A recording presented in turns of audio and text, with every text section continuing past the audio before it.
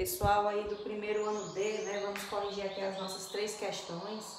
Lembrando que o nosso conteúdo falava sobre questão de moléculas, os grupos, né, águas, sais minerais, glicídios, lipídios, ácidos nucleicos, né, toda a constituição molecular de um ser vivo.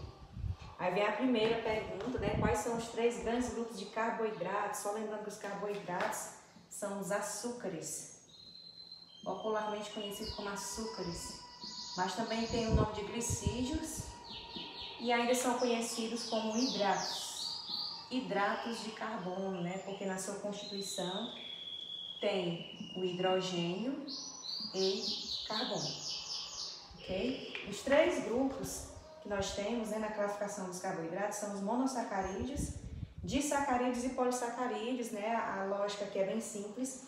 Quando você tem só uma molécula, você vai denominar de monossacarídeos, né? Coloquei aqui o exemplo, nós temos como exemplo clássico que é chamada glicose, que nós encontramos no sangue, e a frutose, que é o açúcar das frutas.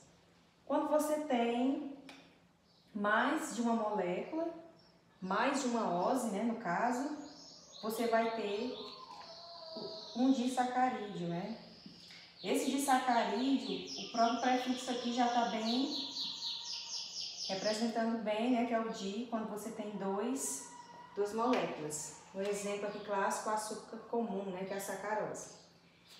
Nós também temos o outro grupo, né, a outra classificação, que é polissacarídeos, quando você tem várias moléculas de monossacarídeos, né, os exemplos, amido e celulose.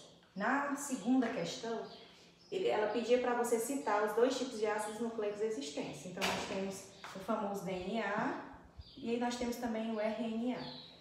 No caso, o DNA seria ácido desoxirribonucleico e o RNA ácido ribonucleico, né? O DNA no centro, né, lá no núcleo, mas na função de controle de comando, e o RNA na função de executar alguns comandos do DNA. A terceira pedia para vocês exemplificarem, né, sais minerais que atuam na transmissão de impulsos nervosos. Nós temos esses 2 aqui, né, esses 2 sais, que é o sódio e o potássio, né, eles ativam a nossa pressão arterial, ou seja, justamente por conta dessa função de ajudar nos impulsos nervosos, né, para que o nosso corpo funcione de uma maneira agradável à nossa saúde. Então, são esses 2 exemplos aqui, esses 2 tipos de sais, o sódio e o potássio. Essa foi a nossa correção de biologia.